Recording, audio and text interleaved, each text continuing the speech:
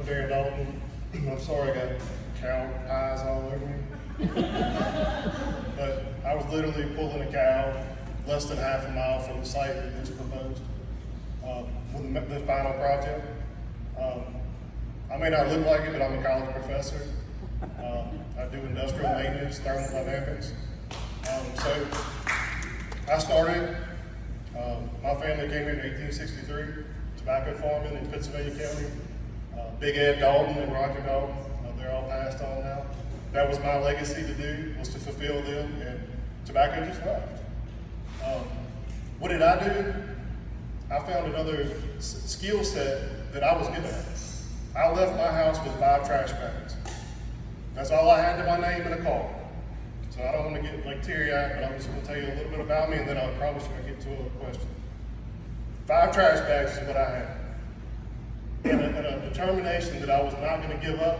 I had a set of skills.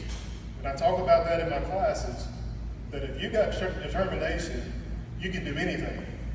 We talk about jobs in this county and sales tax. It's a mismanagement from our board supervisors. They just spent $30,000 or getting ready to spend $30,000 for a search committee for our next administrator. $30,000. What can I do to this gymnasium? $30,000. They want to put a $2.1 million jail across from the trade school.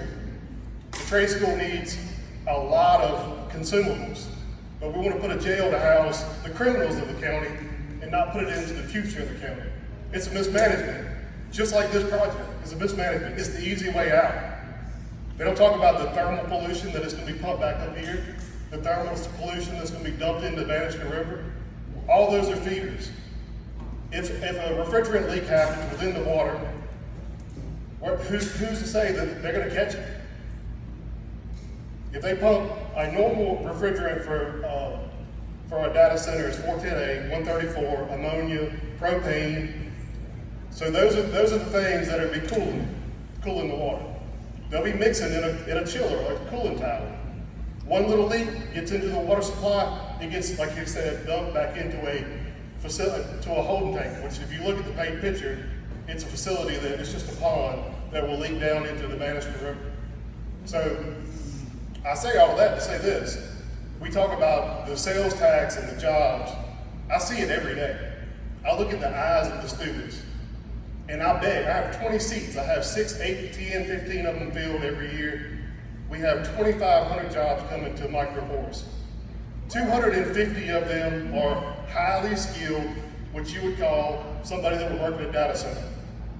If you go to Abbott right now, right down the road, right across the river, I'm sure they're hiring industrial maintenance, but they can't find anybody. This is the same facility people that we need in data centers. So if you say, I'm going to put data centers in the county, and you pull 6 of those from Abbott, 6 from Rage Industries, 6 from Graham Packaging, that puts them out of business. Is that what we want, to take the industry that we do have that are industrial parks and close those down? I don't think so. Data centers don't produce anything but a headache. I live across the street from a proposed site, across the street. I've spent my whole life in 5 trash bags trying to build on that 8 acres and a house, and this is all I got. I don't want to sell it. I love the house. 20 years ago, I drove by that house and I said, one day I'm going to own that house. My wife, she was my girlfriend at the time, she said, they'll never sell that place. I said, I'm going to fight, I'm going to work my tail off, and one day I'm going to buy that house, and I bought it. Now I've got to look at a 2-story data center across from it. I don't think so. You have never seen a fight when a dog gets mad or a dog wants to fight, we don't back down. So I'm telling you, no matter what, you're going to have to fight me and a whole lot of other people in that area, because we don't want one. We don't want one. So my question is, where do you get the people to work there? Because the one in Mecklenburg is coming to Danville to ask for my students. So we talk about brand new schools, but they're coming to us for employees. 2 of my friends work for the one in Mecklenburg. They're doing industrial maintenance. They live in Pittsylvania County. So what's going on where we can't train those students up in the area that need jobs? It's not happening. They're still in, we only have this handful of skilled workers. And it starts with everybody in this room that has grandkids, kids, and everybody. We preach 4-year degrees and all these other degrees, but the jobs are in skilled trades. So we have a change of mind to push our children. These are high-paying jobs. 255 jobs. Their mean overall of Microforce is $60,000. That's the lowest paying. So we're talking 100 to 120 for 255 jobs a day, with 2,000 jobs on the board. So we don't have a lack of jobs, we have a lack of skill. I don't see you coming into Mecklenburg or Google or Amazon or anybody coming into Mecklenburg and bringing that skill level up. It's not happening. It's coming from Danville and Pittsylvania County. So we have the jobs in Pittsylvania County, we just have to, Pittsylvania County has been referred to as the bedroom. I would much rather Pittsylvania County be the bedroom instead of the mechanical room. So my question is what do we do about the jobs? Where are you getting these people from? And where's the thermal leakage and thermal pollution going? And what happens in a leak into like ammonia leak or a 134 leak into the water? Who's going to catch that? I know you're going to say DEQ, but who's monitoring it 24 hours a day, 7 days a week?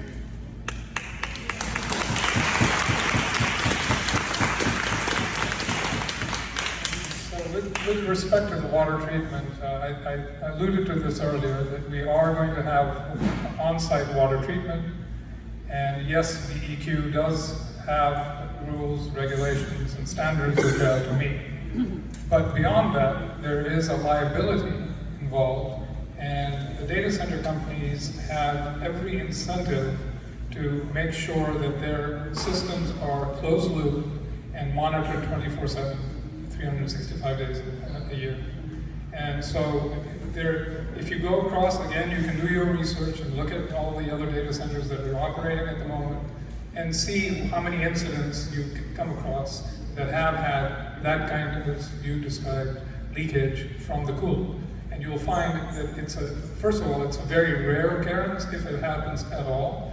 And on top of that, it's typically caught on site before it even gets out of the building. So that's the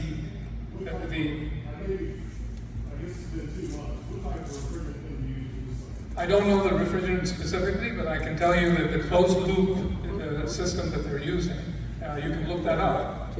There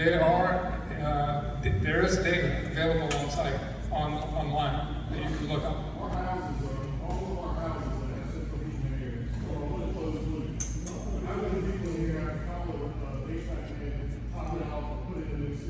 It leaks. It moves out. So instead of going to the water, instead of the air, if it goes to the air, that's not green energy, that's pollution. It's all we have to do. So if it's a 410A or ammonia is toxic in water. So it can kill every fish in the same river if it's leaking. Yeah, I understand what you're saying. As I said earlier, that beyond meeting DEQ regulations, there's every incentive for the data center companies to monitor carefully what they're doing and what's leaking, if anything at all. So that's about my level of technical expertise on the coolants and the water. That's not my area of expertise. So you can certainly do your research, and if you want, contact me and I'll try and put you in touch with our experts and our engineers.